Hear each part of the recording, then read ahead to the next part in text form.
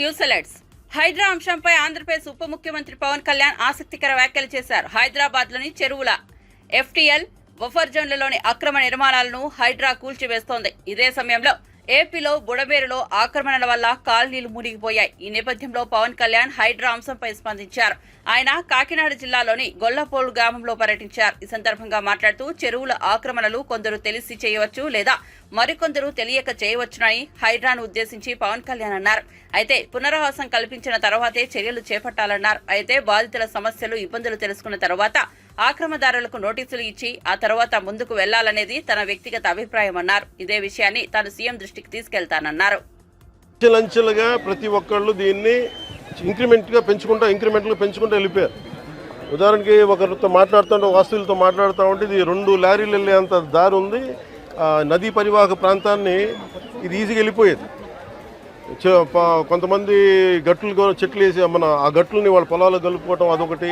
ఇది చాలా ఇంక్రిమెంట్లు జరిగింది. కానీ ఇది మట్టుకు ప్రత్యేకించి ఈ జగనన్న కాలనీ మట్టుకు గత ప్రభుత్వం చేసిన తప్పులు. ఇది ఆల్రెడీ 4 అడుగులు లోతట్టు ప్రాంతం. ఇది చిన్నపాటి వర్షం వస్తే మునిగిపోయే ప్రాంతాలు ఇవి. అలాంటి చోట్ల వీళ్ళు 30 ఎకరాల పైగా 32-34 ఎకరాల పైగా వీళ్ళు ఇచ్చారు.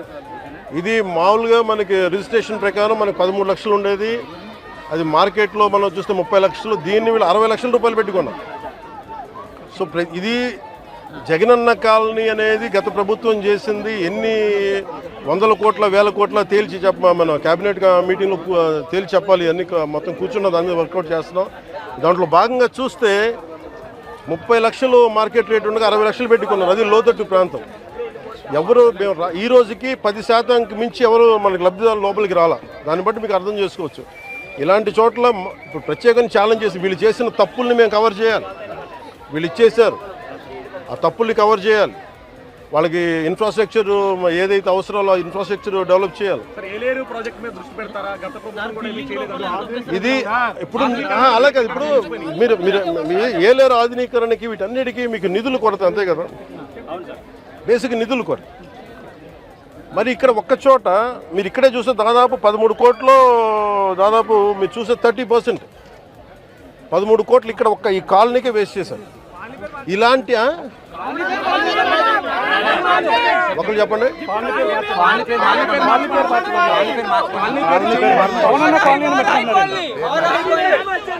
ఇది కాలనీ పేరు మార్చుకోవడం మీరు అందరూ కోరుకొని, అలాగే మీరు అందరూ కోరుకొని.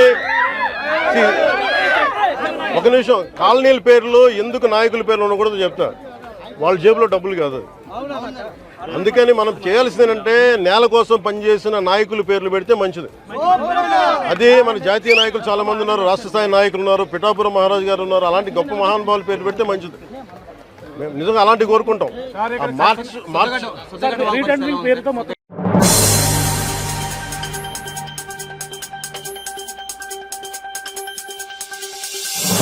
గతేడాది సెప్టెంబర్ 9న వైసీపీ ప్రభుత్వం తనను అక్రమంగా అరెస్ట్ చేసిందని, ఆ రోజు ప్రజలంతా తన వెంటే నిలిచారని ఏపీ సీఎం చంద్రబాబు అన్నారు. తనపై అంతటి ఆదరణ చూపిన ప్రజల కోసం తన జీవితాన్ని అంకితం చేసి పనిచేస్తానన్నారు. వరద ప్రభావిత ప్రాంతాల్లో పర్యటించిన చంద్రబాబు ఆ తర్వాత మీడియాతో మాట్లాడుతూ ప్రజలకు కష్టం వస్తే 9 రోజులుగా వారి మధ్య బస్సులోనే ఉన్నానన్నారు. వారి మధ్య ఉంటూ వారి కోసం పని చేస్తానని వ్యాఖ్యానించారు. అధిక వర్షాలు గత పాలకుల పాపాలు ఇప్పుడు విజయవాడ ప్రజలకు శాపంగా మారాయని ఆవేదన వ్యక్తం చేశారు. లేకపోతే మోటార్ బైకులు కానీ ఏం నష్టపోయారో అవన్నీ రికార్డ్ చేయమంటున్నాం. ఇంకో పక్క చిన్న చిన్న వ్యాపారం ఉన్నాయి, ఏదైతే తోపుడు బండ్లు ఉన్నాయి, ఇంకో కొన్ని చిన్న చిన్న కొట్లు ఉన్నాయి, కొన్ని వ్యాపార సంస్థలు ఉన్నాయి, చిన్నవి పెద్దవి ఉన్నాయి. వాళ్ళు నష్టపోయారు. వాళ్ళకు కూడా న్యాయం చేయాల్సిన అవసరం ఉంది. అలాంటివన్నీ కూడా ఆలోచిస్తున్నా అది కూడా ఎన్యూమరేట్ చేస్తాం. ఇది కాకుండా చాలా ఆటోలు పోయినాయి. ఆ ఆటోలు కూడా రిపేర్లు చేయించడం కానీ ఇన్సూరెన్స్ ఇప్పించాలి. ఇవన్నీ చేస్తూనే ఇంకొక పక్క మీ ఇంట్లో ఉండే ఒక ఫ్రిడ్జ్ కానీ, లేకపోతే ఒక వాషింగ్ మెషిన్ కానీ, లేకపోతే ఒక సామగ్రిలో ఎలక్ట్రికల్ సామగ్రి, ఎలక్ట్రానిక్ సామగ్రి చాలా ఉంది. చిన్నవి పెద్దవన్నీ కొనుక్కున్నారు. అవన్నీ కూడా దెబ్బతిన్నాయి. ఇవన్నీ కూడా రిపేర్ చేయడానికి అర్బన్ కంపెనీ అని ఒక కంపెనీ పెట్టి దాంట్లో మేము యాప్లో పెట్టి మీరు అది డౌన్లోడ్ చేసుకుంటే మీరు ఎవరు కావాలన్నా, ఎలక్ట్రీషియన్ కావాలన్నా, లేకపోతే ఒక కార్పెంటర్ కావాలన్నా, లేకపోతే ఇంకొక ఏ వ్యక్తి కావాలన్నా వాళ్ళు పంపించే బాధ్యత తీసుకుంటాం. ఒక ఇంట్లో లైట్లు వెలగవు, ఇంకో పక్క మీ కుక్కర్ పనిచేయదు, ఇంకో పక్క ఫ్రిడ్జ్ పనిచేయదు. మీరు కానీ అవన్నీ పెడితే మీ ఇంటికే పంపించి రిపేర్ చేస్తాం. ఒకవేళ ఇంటి దగ్గర చేయలేకపోతే పక్కన ఎక్కడ ఒక షెడ్ పెట్టుకొని మీ ప్రాంతంలో రిపేర్ చేసి మళ్ళా మీకు న్యాయం చేస్తాం. ఇవన్నీ చేస్తూనే మళ్ళా మీ అందరినీ తిరిగి కోలుకోవడానికి ఏ విధంగా చేస్తే చేయగలుగుతామో అది కూడా నేను ఆలోచిస్తున్నా. రేపు ఎల్లుండి ఒక నిర్ణయం చేస్తాం.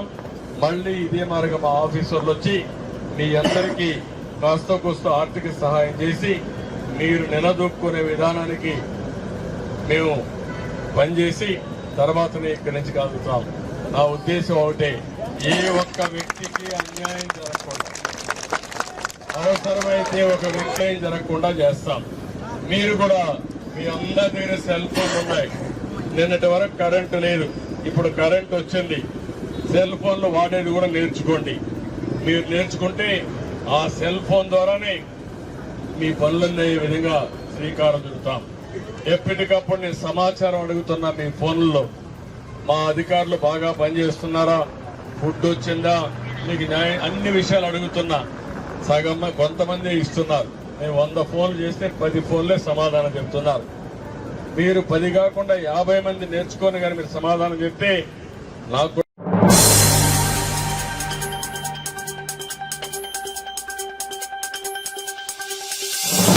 బుడమేరు గండ్లు పూడ్చిన చోట గట్లను మరింత ఎత్తు పెంచే పనిలో జలవనరుల శాఖ మంత్రి నిమ్మల నిమగ్నమయ్యారు. మరోసారి వరద ముంచెత్తకుండా గట్లను పటిష్టం చేయడంలో అవిశ్రాంతంగా పనిచేస్తున్నారు. భవిష్యత్తులో వరద పెరిగినా పట్టిసీమకు నీరు తరలించేలా ఏర్పాట్లు చేస్తున్నట్లు చెప్పారు. రేయం భవన్లు బుడమేరు వద్దే ఉండి నిత్యం పనులను పర్యవేక్షిస్తున్నారు.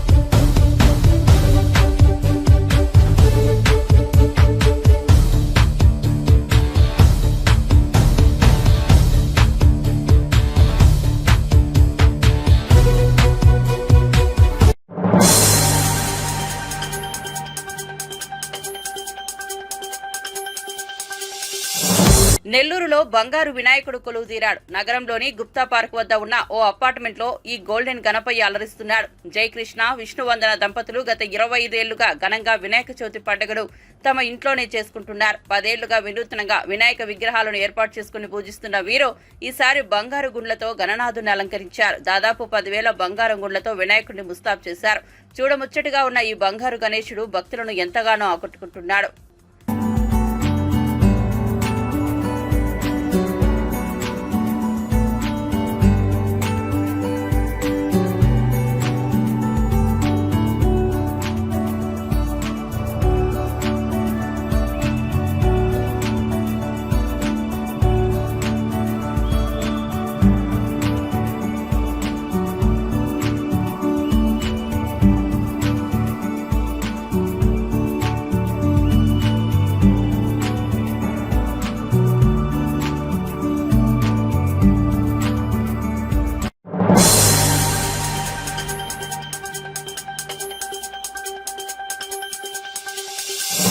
మాజీ మంత్రి కైకలూరు ఎమ్మెల్యే కామినేని శ్రీనివాసరావుకు ప్రమాదం తప్పింది. కైకలూరు మండలంలో వరద ప్రభావిత ప్రాంతాల్లో పర్యటిస్తున్న ఆయన వాహనం నీటిలో చిక్కుకుని ఒక పక్కకు ఒరిగింది. ఆలపాడు కొల్లేటికోట రహదారి పూర్తిగా నీట మునగడంతో ప్రజల యోగక్షేమాలు అడిగి తెలుసుకునేందుకు బొలెరో వాహనంలో వెళ్తున్న క్రమంలో ఈ ఘటన జరిగింది. ఎమ్మెల్యే కామినేని వాహనం పందిరిపల్లిగూడెం గ్రామంలో కొల్లేరు సరస్సులో వెళ్తుండగా ఓ పక్కకు ఒరిగింది. దీంతో అప్రమత్తమైన అధికారులు, నాయకులు కామినేనిని సురక్షితంగా బయటకు తీసుకురావడంతో ప్రమాదం తప్పింది.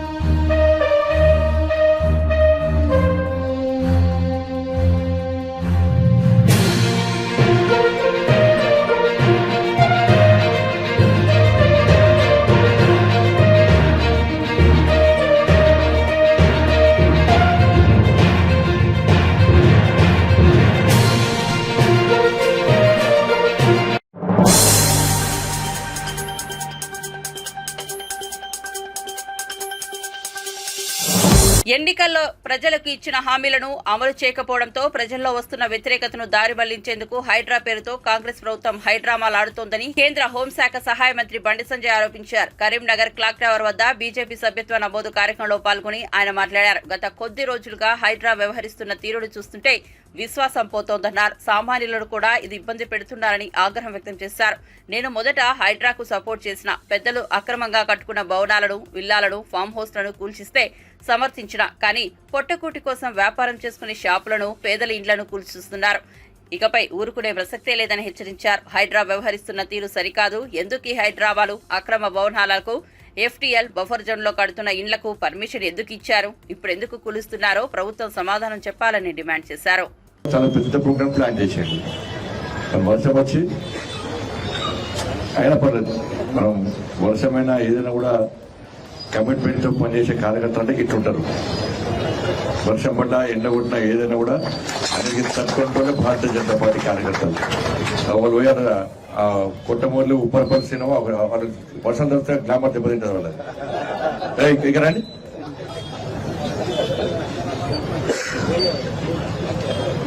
కాబట్టి ఇవాళ తెలంగాణ రాష్ట్రంలో వర్షంలో జరిగే ప్రోగ్రామ్ ఎక్కడంటే ఎక్కడ? కరీంనగర్. ఇప్పుడు శంకరన్ పోయి చెప్పాడు, చెప్తాడు కదా. అందుకే కరీంనగర్ అంటేనే ప్రత్యేకత ఉంటుంది. ఎందుకంటే అందుకే శంకరన్ ప్రత్యేకంగా కరీంనగర్కి వచ్చేయండి. వాళ్ళు మా రగన్ వచ్చేయండు, రగన్ వచ్చేయండు, మా ఆంధ్రప్రదేశ్ సభ వచ్చేయండు, ఆంధ్రప్రదేశ్ సభ. కాబట్టి ఇవాళ జిద్దే ఉండాలి, మనకు హైయెస్ట్ మెంబర్షిప్ ఉండాలి లేదా?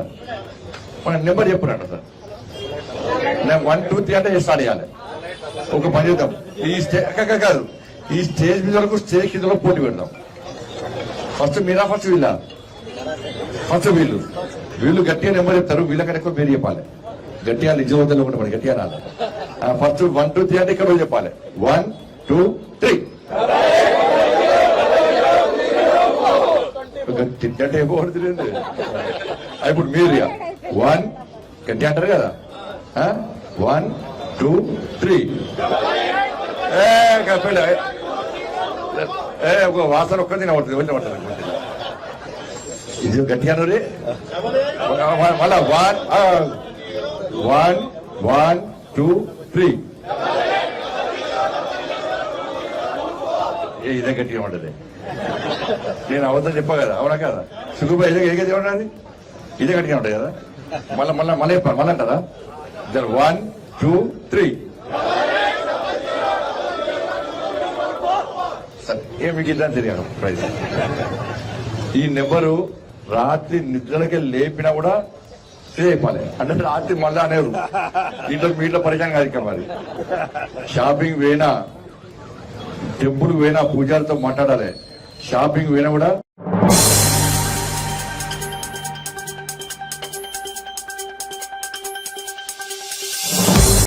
అల్పపీడనం కారణంగా భారీ వర్షాలకు అనకాపల్లి జిల్లా గన్నవరం మెట్ట సమీపంలో రహదారిపై నుండి తాండవ నది ఉప్పొంగి ప్రవహిస్తోంది. కాకినాడ అనకాపల్లి జిల్లా సరిహద్దు కోట నందూరు గన్నవరం మెట్ట మధ్య ప్రధాన రహదారిపై భారీగా వరద నీరు ప్రవహిస్తుండటంతో రోడ్డుకు ఇరువైపులా భారీగా వాహనాలు నిలిచిపోయాయి. దీంతో ప్రయాణికులు తీవ్ర ఇబ్బందులకు గురవుతున్నారు. నీటి ప్రవాహం తగ్గే అవకాశం లేకపోవడంతో కొన్ని వాహనాలు వెనక్కి వెళ్తున్నాయి.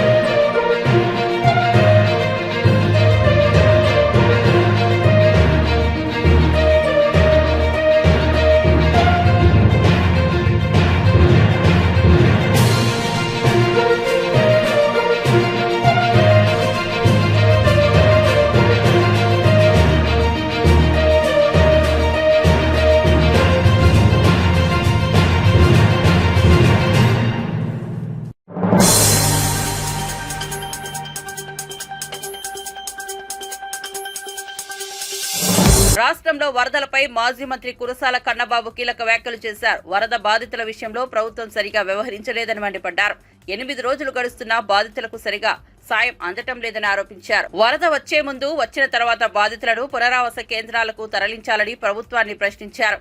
ఇది చేతగాని ప్రభుత్వమని తీవ్ర వ్యాఖ్యలు చేశారు. డిజాస్టర్ మేనేజ్మెంట్ వదిలి చంద్రబాబు మీడియా మేనేజ్మెంట్ చేస్తున్నారని కన్నబాబు విమర్శించారు. బాధితుల్లో రోజులు గడుస్తున్న కొద్దీ భయం పెరుగుతోందని కన్నబాబు పేర్కొన్నారు. 45 మంది వరదల్లో ప్రాణాలు కోల్పోవడం ప్రభుత్వానికి సిగ్గుచేటని మండిపడ్డారు. లేదా అనే ఆలోచన ఒక ప్రశ్న అందరికి కూడా వచ్చింది. ఇవాళ ఇటు విజయవాడ మొదలుకొని సుమారుగా 20 జిల్లాల్లో వర్ష ప్రభావం, వరదల ప్రభావంతో తీవ్రంగా నష్టాలు జరిగాయి అన్నప్పుడు నిజంగా ఇవాళ ఈ ప్రభుత్వం ఏదైతే చంద్రబాబు నాయుడు గారి నాయకత్వంలో నడుస్తున్న కూటమి ప్రభుత్వం ఉందో ఆ ప్రభుత్వం సక్రమంగా మేము వరద పరిస్థితులను ఎదుర్కొన్నాం, బాధితుల్ని ఆదుకున్నామని గుండెల మీద చెయ్యేసుకుని చెప్పగలుగుతుందా అని నేను అడుగుతున్నా. ఒక రకంగా చెప్పాలంటే ఇవాళ విజయవాడ మునిగిపోలేదు, ముంచేశారు. కేవలం ప్రభుత్వ నిర్లక్ష్యం వల్ల, కేవలం ప్రభుత్వం చేతగానితనం వల్ల విజయవాడని ముంచేశారని నేను చెప్తాను. లోతట్టు ప్రాంతాలు మునగడం సహజం. ఏదైనా పెద్ద ఎత్తున వరదలు వచ్చినప్పుడు చాలా సందర్భాల్లో చూసాం. గతంలో కూడా ఈ విజయవాడ పరిస్థితులు చూసినప్పుడు బుడమేరు పొంగడం, దానివల్ల ప్రభావిత ప్రాంతాలు ఉండడం, కృష్ణలంకలోకి నీళ్లు రావడం అన్నీ చూసిన సంఘటనలు ఉన్నాయి. కానీ ఆ రోజుకి ఈ రోజుకి తేడా ఏంటంటే కేవలం ప్రభుత్వం ఒక పద్ధతిగా, దీక్షగా పనిచేయకపోవడం అనేది మనం అర్థం చేసుకోవాలి. 8 రోజుల తర్వాత దాదాపుగా ఇవాళకి వరద బాధితుల కష్టాలు పెరిగినాయి కానీ తగ్గలేదు. కనీసం అసలు ఒక ప్రభుత్వ బాధ్యత ఏంటి? ఏదైనా ఒక విపత్తు వస్తుంది, వరద వస్తుంది, ఎలర్ట్లు వచ్చినాయి అన్నప్పుడు ముందు ఆ పరిస్థితుల్ని అర్థం చేసుకుని లోతట్టు ప్రాంతాల్లో ఉన్నవాడిని సురక్షిత ప్రాంతాలకు తరలించడం మొట్టమొదటి విధి. కానీ ఈ రోజుకి ప్రభుత్వం చెబుతున్న లెక్కలే తప్ప ఎక్కడ పునరావాస కేంద్రాలు నిర్వహిస్తున్నారో, ఏ పునరావాస కేంద్రంలో ఎంతమంది ఉన్నారో దాని వివరాలు కానీ, కనీసం పునరావాస కేంద్రాల అడ్రస్లు కానీ ప్రభుత్వం ప్రకటించలేదంటే ఇంతకన్నా చేతగానితనం ఉంటుందా అని నేను అడుగుతున్నా. ఎన్నికల ముందు మీ నినాదం ఏంటి?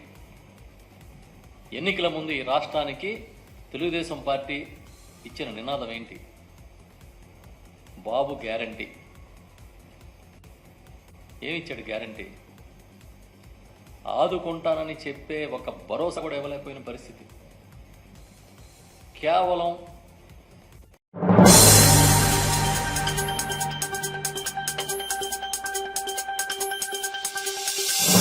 పార్టీ ఫిరాయింపులపై కాంగ్రెస్ రాష్ట్రానికో నీతి అన్నట్లుగా వ్యవహరిస్తోందని మండిపడ్డారు బీఆర్ఎస్ ఎమ్మెల్యే పాడి కౌశిక్ రెడ్డి. ఇదే సమయంలో కాంగ్రెస్ జాతీయ పార్టీలో వ్యవహరించడం లేదని ఎద్దేవా చేశారు. ఇక అసెంబ్లీ స్పీకర్ హైకోర్టు నిర్ణయాన్ని గౌరవించాలని సూచించారు. కాగా తాజాగా పాడి కౌశిక్ రెడ్డి మీడియాతో మాట్లాడుతూ నేను ఎమ్మెల్యే వివేకానంద చేసిన పిటిషన్పై హైకోర్టు తీర్పిచ్చింది. పార్టీ మారి కాంగ్రెస్ లో చేరిన ఎమ్మెల్యేలపై 4 వారాల్లో చర్యలు చేపట్టాలని హైకోర్టు స్పీకర్ కు సూచించింది. స్పీకర్ హైకోర్టు నిర్ణయాన్ని గౌరవించాలి. కాంగ్రెస్ పార్టీ ఫిరాయింపులపై రాష్ట్రానికి ఒక నీతి అన్నట్లుగా వ్యవహరిస్తోంది. హిమాచల్లో బీజేపీకి మద్దతు పలికిన 4 కాంగ్రెస్ ఎమ్మెల్యేలపై అనర్హత వేటు వేశారు. కర్ణాటకలో కాంగ్రెస్ ఎమ్మెల్యేలను కాపాడుకునేందుకు నానా పాటలు పడుతున్నారని తెలిపారు. కూడా ఇవ్వొద్దని ఒక డిసిషన్ తీసుకున్నారు. మరి అక్కడ కాంగ్రెస్ పార్టీయే, ఇక్కడ కూడా కాంగ్రెస్ పార్టీయే కదా. మరి డబుల్ స్టాండర్డ్స్ ఎందుకు మెయింటైన్ చేస్తూ ఉన్నారని చెప్పి నేను అడుగుతా ఉన్నాను. హిమాచల్ ప్రదేశ్లో ఏమో డిస్క్వాలిఫై చేస్తారు, కర్ణాటకలో ఏమో కాపాడుకుంటారు, తెలంగాణలో ఏమో ఇన్సెంటివ్స్ ఇచ్చి జాయిన్ చేసుకుంటారు. ఇది వీళ్ళ పరిస్థితి. ఇవాళ మొత్తము భారతదేశం మొత్తం కూడా ఇవాళ రాహుల్ గాంధీ గారిని చూస్తూ ఉన్నది. ఇది ఇక్కడ ఉన్న సీఎం గారికి క్యారెక్టర్ లేదని మొత్తం ఎట్లా తెలిసిపోయింది, క్యారెక్టర్లెస్ ఫెలో అని. కానీ ఇవాళ రాహుల్ గాంధీ గారు మీ క్యారెక్టర్ మీద ఇంపాక్ట్ అయ్యే విధంగా ఇలా ఉంటుంది. ఇలా భారతదేశం మొత్తం కూడా ఇలా మీ వైపు చూస్తూ ఉన్నారు, రేపు మీరు ఏం చేయబోతారు అని. ఇలా రాహుల్ గాంధీ గారు రాజ్యాంగం బుక్ పట్టుకొని తిరుగుతూ ఉన్నారు ఎక్కడ పోయినా. ఇలా దాంతోపాటు వాళ్ళ డిఫెండింగ్ ద కాన్స్టిట్యూషన్ అని వాళ్ళ మేనిఫెస్టో పెట్టిర్రు. ఇవాళ సెంట్రల్ గవర్నమెంట్ మేనిఫెస్టో ఇది పెట్టినప్పుడు కాంగ్రెస్ పార్టీ మొన్న పేజ్ నెంబర్ 22లా క్లియర్గా 13th పారాలో ఏం రాసిరో వాళ్ళది ఒక్కసారి చదివి వినిపిస్తాం. We promise to amend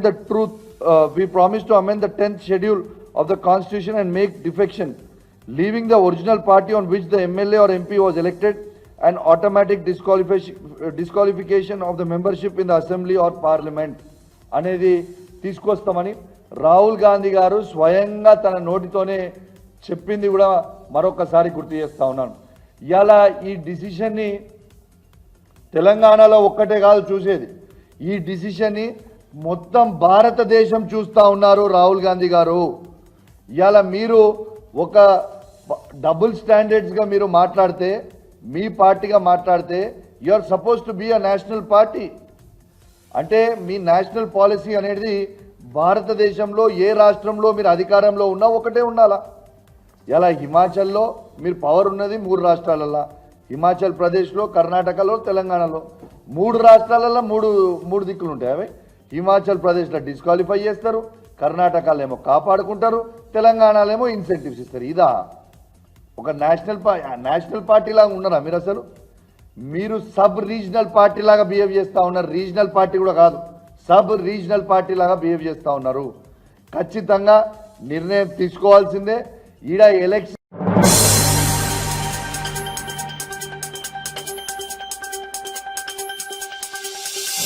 బంగాళాఖాతంలో ఏర్పడిన వాయుగుండం తీవ్ర వాయుగుండంగా మారిందని వాతావరణ శాఖ అధికారులు తెలిపారు. దీని ప్రభావంతో పెనుగాలులు వీస్తాయని చెప్పారు. ఒడిశాలోని పూరి తీరానికి 50 కిలోమీటర్ల దూరంలో గంటకు 10 కిలోమీటర్ల వేగంతో వాయుగుండం నెమ్మదిగా కదులుతోందని వివరించారు. దీని ప్రభావంతో తీరం వెంబడి పెనుగాలులు వీస్తాయని వివరించారు. పూరి వద్ద వాయుగుండం తీరం దాటే అవకాశం ఉందని అంచనా వేశారు. ఈ వాయుగుండం ప్రభావంతో తెలుగు రాష్ట్రాల్లో భారీ నుంచి అతి భారీ వర్షాలు కురుస్తాయని అధికారులు హెచ్చరించారు. ఆంధ్రప్రదేశ్లోని అల్లూరి, గోదావరి, ఏలూరు, ఎన్టీఆర్ జిల్లాలో రెడ్ అలర్ట్ ప్రకటించారు. ఉత్తరాంధ్ర, అంబేద్కర్ కోనసీమ జిల్లాలకు ఆరెంజ్ అలర్ట్ జారీ చేశారు. శ్రీకాకుళం, మన్యం, విజయనగరం జిల్లాలో అతి భారీ వర్షాలు కురిసే అవకాశం ఉందని చెప్పారు. గంగవరం, కళింగపట్నం, భీమునిపట్నం, కాకినాడ పోర్టులలో 3వ నెంబర్ ప్రమాద సూచికను జారీ చేశారు.